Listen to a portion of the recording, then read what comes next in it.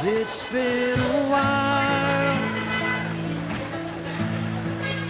and I've forgotten how good it could feel.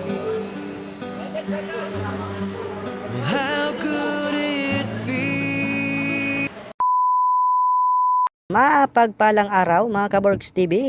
This is it, pansit na nga mga Kaborgs TV. Dumating na nga yung araw na ayaw kong dumating. Charot! Siyempre, hindi natin mapipigilan ang araw. Eto na nga yung araw na aalis si Madam. Eto na nga yung flight ni Madam papuntang Italy. Charot, Taiwan pala.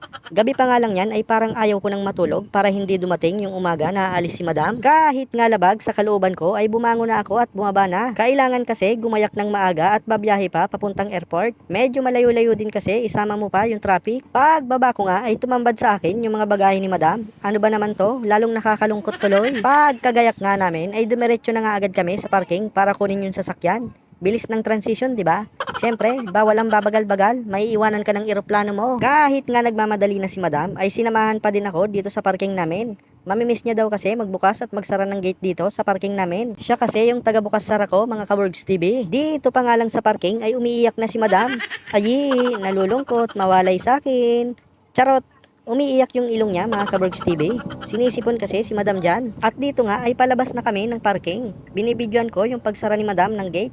Huwag ka mag-alala Madam, last na pagbukas at pagsara mo na yan. After 3 years na lang ulit. At huwag kang mag-alala, mamimiss ka din ng gate na yan. Pagtapos nga dyan ay dumiretso na kami sa bahay para sunduin yung kasama namin maghatid kay Madam. Mga ilang minuto nga, nasundo na namin sila at umalis na nga din agad kami. At eto nga ay nasa biyahe na kami papuntang airport. Bali 7 nga kaming lahat dyan. Siyempre, kasama namin yung mama niya, yung pambansang biyanan ko at siyempre, yung pambansang bayaw at bilas ko. Kasama din namin yung pambansang pamangkin ko na mabait. At syempre, yung baby damulag namin, hindi pwedeng mawala. Tamang video-video nga lang si Madam, hindi halatang nalulungkot. At ako naman, tamang drive lang, hindi nagpapahalatang nalulungkot. Pero deep inside, parang sasabog na. Charot. Pero carry lang to, iniisip ko na lang para sa future namin to at sa mga pangarap. At may tiwala ko kay Madam, hindi niya babaliin yung mga pangako namin sa isa't isa. At mga 1 oras, mahigit kumulang ay nakarating na nga kami sa airport. Video sa akin. It's been a while, and I've forgotten how good it could feel. How good it feels here in this moment. I'm stuck here wondering if this is real, and if this is real. At dito nga ay pumasok na si Madam sa airport para i-check-in yung mga bagahe niya. Pati pala dito ay may check-in. Akala ko sa hotel lang yan. Charot. Oh, bakit ka nagbababay? Ibabalik pa nga daw siya, di ba? Lalabas daw ulit siya. Makulit ka talagang bata ka. Sinabi nang babalik pa nga, di ba? Charot lang. Mga ilang minuto nga din kaming naghintay sa pagbabalik ni Madam. Sa wakas, lumabas na nga at na-check-in niya na daw yung mga bagahe niya. At eto na nga yung totoong paalaman. O walang iiyak ha.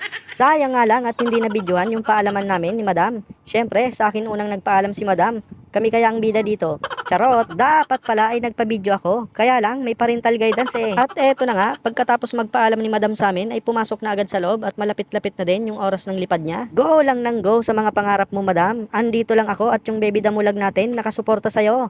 Wag na wag ka mag-alala, yung isang anak natin ay pagbalik mo, ay isa pa din yan, promise. At dito nga ay papasok na si Madam sa airplane niya. Mapapasana all ka na lang talaga. Charot, hindi naman pumunta doon si Madam para magpasarap, bagkos ay para magsakripisyo para sa pamilya niya. Kaya proud na proud ako sa iyo Madam, ang lakas ng loob mo. Nagmana ka talaga sa akin. Magtutulungan tayong dalawa para makamit natin yung mga pangarap mo. Magtatrabaho ka dyan at ako naman ang bahala dito sa maliit na negosyo natin. Wag mo na rin isipin yung tuli ng baby damulag natin. Ako nang bahala doon. Charot, naisingit pa nga yung tuli ng baby damulag namin. Masyado na kasing seryoso yung mga susunod na eksena, kaya pinapatawa ko lang kayo. Basta i-enjoy mo lang yung mga araw mo dyan at focus lang lagi sa goal. Huwag ka din makakalimot sa itaas. Lagi kang magdasal sa kanya at sigurado nakikinig siya. Naway, gabayan ka niya sa araw-araw at iiwas sa mga masasamang tao at sa disgrasya. Maghihintay kami ng baby damulag natin sa pagbabalik mo. Lalong-lalo na ako, hihintayin ko ang pagbabalik mo.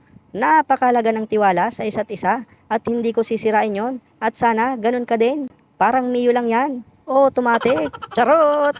Yun lamang mga Kabergs TV. Sheesh!